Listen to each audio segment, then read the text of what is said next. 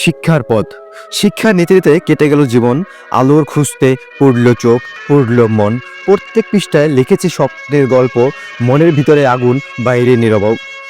বছরের পর বছর বইয়ের সঙ্গে আমি, বন্ধুরা গেলে দূরে, সংসার নিয়ে যামি। আমি আজও স্বপ্নগাথি অক্ষরে অক্ষরে, ভাবি জিতবো একদিন, জেগে উঠবো ভোরে। ডিগ্রি পেলাম কাগজ হাতে, ঘর বেবরা ভুক, কিন্তু চাকরির দরজায় নেই কোনো সুখ। বলল ওরা টাকা দাও, তাহলেই হবে কাম। তোমার মেধা আছে, তোমার মেধা এখানে দেয় না কোনো দাম।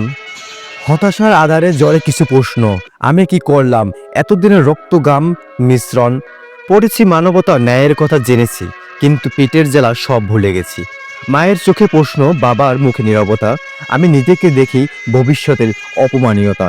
শুধু কাগজ নয়, তাতে লেখা আছে আমার প্রাণ, যার আজ দাম নেই, শুধু একটুখানি স্থান। তবু থেমে যাই না, হৃদয়ে আশা বাঁচি, আলো আসবেই একদিন, অন্ধকারে আছি।